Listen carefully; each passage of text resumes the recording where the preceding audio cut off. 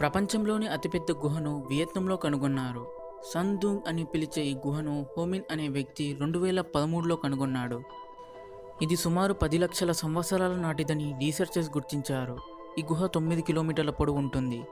ఇందులో 150 చిన్న చిన్న గుహలు, అడవులు, నదులున్నాయి. ఇందులో ఏకంగా 40 అంతస్తుల వరకు బిల్డింగ్ని కట్టవచ్చు. ప్రపంచంలో ఎన్నో వింత జీవులుంటాయి. కొన్ని తోక తెగిన, అవయవాలు కోల్పోయిన బతికేస్తాయి. అదే జాతికి చెందిన ఒక సముద్రపు నత్త ఏకంగా తల తెంచుకొని తన శరీరాన్ని ఫ్రెష్గా పెంచుకుంటుంది. సాకో గ్లోసాన్ జాతికి చెందిన ఇది తెగిన తల నుంచి కేవలం 2 వీక్స్లోనే బాడీని మొత్తం పెంచుకుంటుందని జపాన్ సైంటిస్టులు చెబుతున్నారు. సముద్రపు జీవులు వీటిని తినడానికి వచ్చినప్పుడు కాపాడుకోవడం కోసం ఇలా చేస్తాయని చెప్తున్నారు.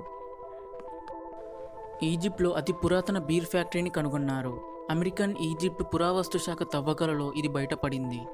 కైరోకు 450 కిలోమీటర్ల దూరంలో ఎబిడాన్ అనే టౌన్లో నైలు నదికి పడమర దిక్కులో ఉన్న శ్మశాన వాటికలో ఈ బీర్ ఫ్యాక్టరీని కనుగొన్నారు. ఇది నర్మర్ చక్రవర్తి కాలానికి చెందిందిగా గుర్తించారు. మొత్తం 320 కుండల్లో బీర్ తయారు చేయడానికి అవసరమైన పదార్థాలు వేసి మరిగించేవారని సైంటిస్టులు చెప్తున్నారు. మన దేశంలో ఖైదీలు పారిపోతే పట్టుకొని జైల్లో వేస్తారు. అదే Germany, Belgium, Austria, Mexico, Denmark కంట్రీస్లో ఖైదీలు తప్పించుకోవడం నేరం కాదు. 1880లో ఈ చట్టాన్ని తీసుకొచ్చారు. మనిషి స్వేచ్ఛ కోరుకోవడం తప్పు కాదని దీని అర్థం. అయితే దీనికి కొన్ని రూల్స్ ఉన్నాయి. జైలు ప్రాపర్టీస్ని డిస్టర్బ్ చేయకుండా, ఎవరి హెల్ప్ తీసుకోకుండా, ఆఖరికి జైలు ఆస్తి అయిన బట్టలతో కూడా పారిపోకూడదు. అంటే ఖైదీ బట్టలు లేకుండా చట్ట ప్రకారమే తప్పించుకోవాలి. వరల్డ్ బీర్ ఇండెక్స్ బీర్లపై కొన్ని ఆసక్తికరమైన విషయాలు బయటపెట్టింది. ప్రపంచంలో బీర్లు తాగడానికి ఎక్కువగా ఖర్చు పెడుతున్న దేశం జర్మనీ.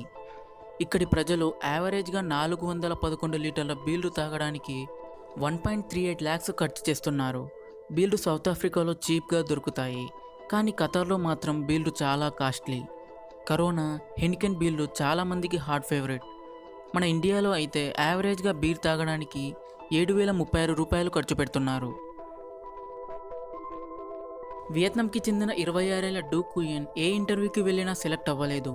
తన టాలెంట్ని చూడకుండా ముఖాన్ని చూసే జాబ్ ఇవ్వట్లేదని బాధపడ్డాడు. తనపై తానే విరక్తి చెందాడు. ఎలాగైనా అందంగా మారాలని అందుకోసం 12 లక్షలు ఖర్చు చేసి ఏకంగా 9 ప్లాస్టిక్ సర్జరీలు చేయించుకున్నాడు. కాన్ఫిడెన్స్ కోసం ఇదంతా చేశానని అంటున్నాడు. ఆలయానికి వెళ్తే మొక్కులు తీర్చాలని దేవతలను ప్రార్థించడం మనం చూస్తుంటాం. కానీ కేరళలోని త్రిశూల్ జిల్లాలో కొడంగల్లూరు భగవతి ఆలయంలో అమ్మవారిని బూతులు తిడతారట. మార్చి లేదా ఏప్రిల్లో ఇక్కడ జరిగే భరణి ఉత్సవాల్లో భద్రకాళి అమ్మవారిని భక్తులు బూతులు తిడతారు.